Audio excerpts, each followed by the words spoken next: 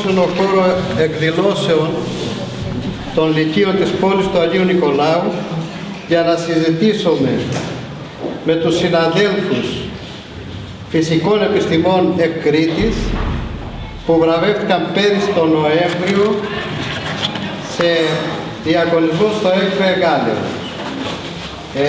Θα δώσω πρώτα το λόγο στη συνάδελφο Κλεάντη Μαλανδράκη, που είναι αντιπρόεδρος του Συλλόγου Φυσικών Κρήτης, που συνδιοργανώνουμε την εκδήλωση. Ευχαριστώ, κύριε Μητωράκη. Ευχαριστούμε καταρχήν το ΕΚΦΕ Λασιθίου για την πρόσκληση να συνδιοργανώσουμε την εκδήλωση. Είναι χαρά μας να βρισκόμαστε εδώ μαζί σας, να γνωριστούμε, να σας γνωρίσουμε και να μας γνωρίσετε κι εσείς. Δεν θα πάρω πάρα πολύ χρόνο αυτή την εκδήλωση. Πήρα όμως την άδεια να παρουσιάσω το Σύλλογο με λίγα λόγια για να μας γνωρίσετε και αν θέλετε να ενταχθείτε στις τάξεις του Συλλόγου.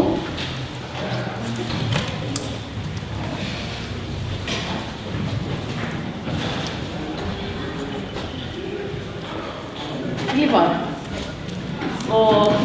η παρουσίασή μας αφορά τι γινόταν στο παρελθόν, τι κάνουμε στο παρόν και τι σχέδια έχουμε για το μέλλον. Στο παρελθόν υπήρχε η βασική δομή εκπροσώπησης των φυσικών, ήταν η Ένωση Ελλήνων Φυσικών, η οποία δυστυχώς λειτουργεί αθηνοκεντρικά. Ξέρετε πολύ καλά ότι αν δεν είσαι κάτοικος του Δήμου Αθηνών, δεν μπορείς να εκλέγεσαι σαν μέλος του Διοικητικού Συμβουλίου της Ένωσης.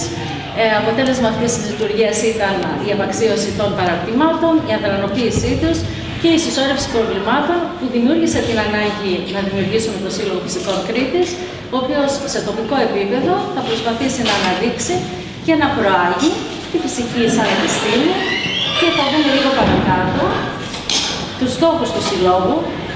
Πολύ γρήγορα, προαγωγή και διάθεση στην Κρήτη των φυσικών επιστημών και των εφαρμογών αυτών, βελτίωση των συλλογικών, επαγγελματικών, επιστημονικών, οικονομικών, ασφαλιστικών και συνταξιδοτικών συμφερόντων των μελών του, προαγωγή της διδασκαλίας των φυσικών επιστημών σε όλες τις βαθμίδες της εκπαίδευσης, ευαισθητοποίηση της κοινωνίας και της πολιτείας σε θέματα που αφορούν την επιστημονική έρευνα των φυσικών επιστημών και τη σχέση τους με την οικονομική και κοινωνική ανάπτυξη, η αξιοποίηση των επιστημονικών γνώσεων των μελών του στη λήψη αποφάσεων για την πολιτική της έρευνας των φυσικών επιστημών στη χώρα μας, στην ανάπτυξη της οικονομίας και του πολιτισμού και του κοινωνικού συνόλου και στην προστασία του περιβάλλοντος, η ανάπτυξη πνεύματος συνεργασίας και συναδελφικότητας μεταξύ των μελών του και των άλλων εργαζόμενων στον ίδιο χώρο.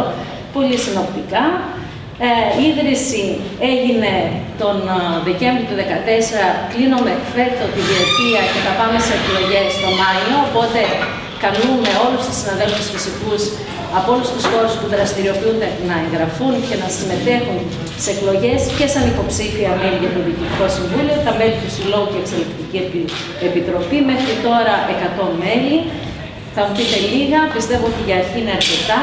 Οι παρεμβάσεις που κάναμε σαν σύλλογος, ενδεικτικά στον Περιφερειακό Διευθυντή Εκπαίδευσης για την υποβάθμιση της φυσικής στα Λύκεια. Ξέρετε, όσοι διδάσκεται στο Λύκειο, ότι η φυσική είναι το πλέον αντικειμένο μάθημα.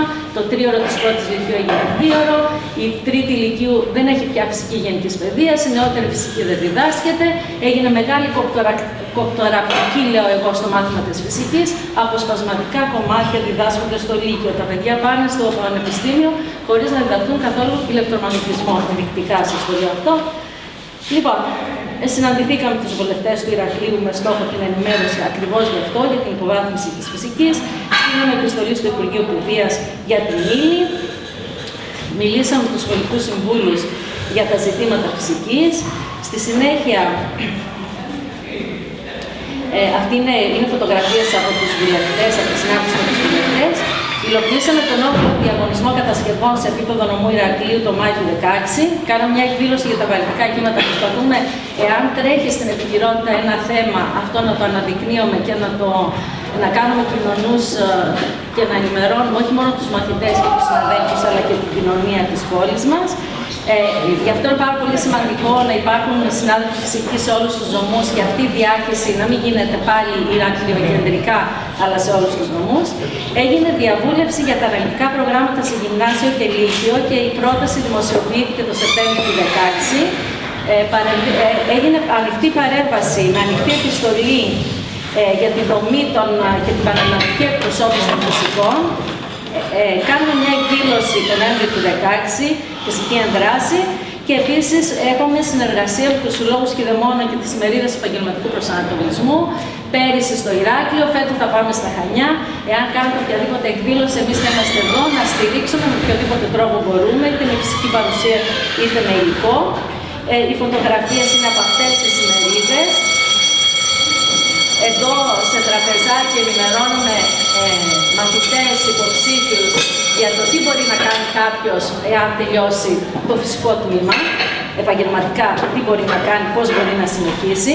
Οι φωτογραφίες είναι από την επίσκεψη στο Ευρωκοινοβούλιο μετά από πρόσκληση του κ. Γραμματικάκη, ο οποίος είναι ευρωβουλευτής και μας κάλεσε μαζί με μαθητές για να συμμετέχουν σε εκδήλωση εκεί στο Στρασβούργο. Αυτές εδώ είναι από το διαγωνισμό κατασκευών τον περσινό και είναι η Επιτροπή Κρίσης και οι μαθητές που παρουσιάζουν τον διαγωνισμό. Όλα αυτά αντιλαμβάνεστε 15-16, πάμε τώρα και στο 17. Η πρώτη μας εκδήλωση περιπλανεί στον κόσμο της φυσικής. Μια εικόνα είναι θεατρικός σταθμός γεμάτος. Η δεύτερη εκδήλωση στα παραιτικά κύματα στο αμφιθέατρο του Δευτέρου Λυκείου, βλέπετε, έχουμε και όρθιους. Ο κόσμος ενδιαφέρεται, αρκεί εμείς να σταθούμε στο ύψος μας και να τους δώσουμε αυτό που έχουν ανάγκη και ζητάνε.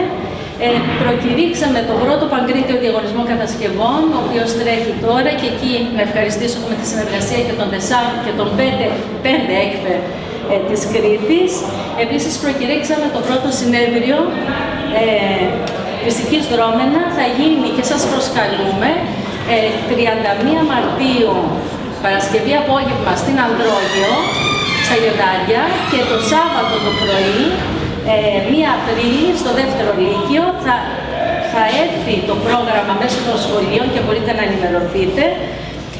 Εμείς τώρα, εκτός από αυτά που έχουν ήδη προκηρυχθεί, αυτό που θέλουμε στο μέλλον είναι ενεργοποίηση περισσότερα μέλη από όλους τους δρομούς, ούτως ώστε να συνεργαστούμε και με τις άλλες ειδικότητες των φυσικών επιστημών, ούτως ώστε να αναβαθμιστεί ο τρόπος διδασκαλίας των φυσικών επιστημών.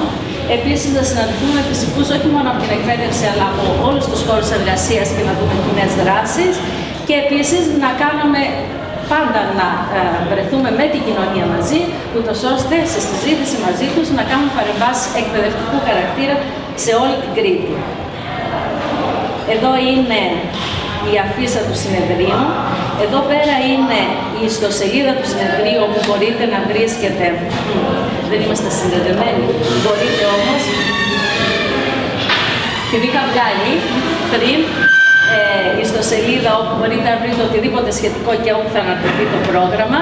Εδώ σας δείχνω ενδεικτικά, όταν πληκτρολόγησα στο Google να δω μας ξέρουν, η ΑΒ έχει όλες αυτές τις ειδήσεις από δράσεις του Συλλόγου. Μπορείτε να δείτε μια ματιά ότι είναι πάρα πολλές.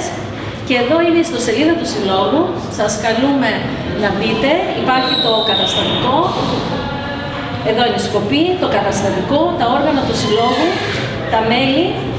Πώς μπορεί δηλαδή κάποιος να γραφτεί, μπορεί να κατεβάσει την αίτηση και να γραφτεί, τα δελτία τύπου, οι διαγωνισμοί κατασκευών και η επικοινωνία μαζί μας. Σας ευχαριστώ πάρα πολύ για την προσοχή σας. Είμαστε εδώ για οτιδήποτε χρειαστείτε. Θα χαρούμε πάρα πολύ να σας δούμε στις δράσεις μας και περισσότερο να σας κάνουμε μέλη μας. Ευχαριστώ πολύ.